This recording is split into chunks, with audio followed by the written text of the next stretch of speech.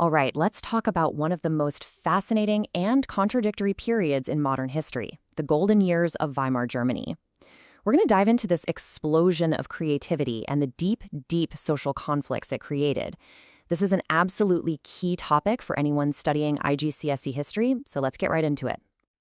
So, here's how we're going to break this down. First, we'll set the scene and figure out what we actually mean by the golden years. Then, we'll look at the incredible cultural boom that happened.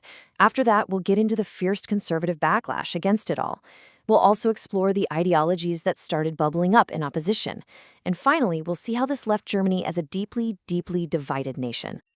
Okay, first up, welcome to the golden years. And that subtitle really says it all. This was a time of decadence and fun for sure, but it was also incredibly fragile. You've probably seen images like this, right? Maybe from movies like Cabaret. It's how we often picture this era. One big, wild party filled with jazz, dancing, and total artistic freedom. And, that image is so powerful because of what came next. It's just such a stark, shocking contrast to the darkness of the Nazi period that would follow. But here's something you absolutely need to nail down. This golden age was actually a really brief window. We're basically talking about the years from 1924 to 1929. And what brought it all crashing down?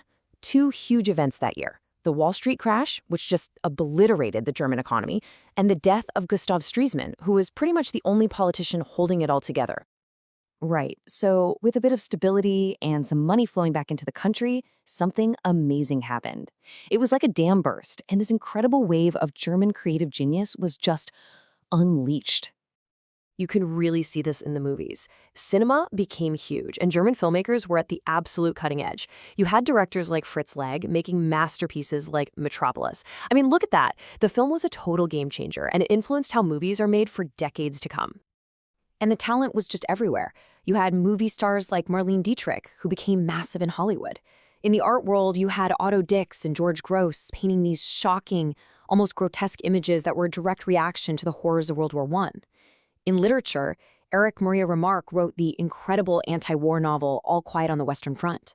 And even American stars like the amazing Josephine Baker found huge fame in the Anything Goes nightclubs of Berlin.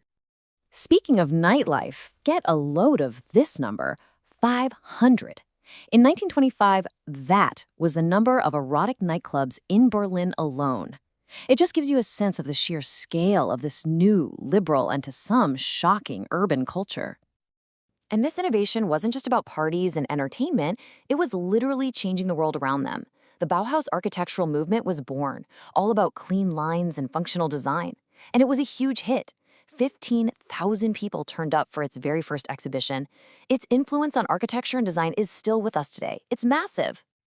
But, and this is a massive but for understanding this period, not everyone was on board. For every person out there celebrating all these new freedoms, there was someone else watching on in absolute horror. This cultural explosion created a huge conservative backlash. So let's just ask the question directly. Was everyone celebrating this new Germany? And the answer is a simple, resounding no. Not even close. And this slide just lays out that clash of values perfectly. On one side, you have the new culture, American jazz, jitterbugging, even radical stuff like Adolf Koch's naked culture movement. But to conservatives, this wasn't progress. This was decadence. It was moral decline. And worse, they saw it as fundamentally un-German. And listen, this backlash wasn't just talk. It had real teeth. Even a movement like the Bauhaus, which we now see as brilliant, faced intense hostility. It got so bad that its college was actually forced to pack up and leave the city of Weimar because the local officials just couldn't stand what it represented. So you see, this opposition wasn't just some vague feeling of disapproval.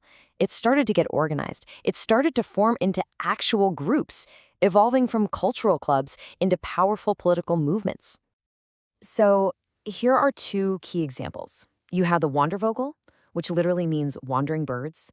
It was a youth hiking movement, attracting young people who were disgusted by what they saw in the cities and who wanted to get back to a simpler, more traditional, romantic German past.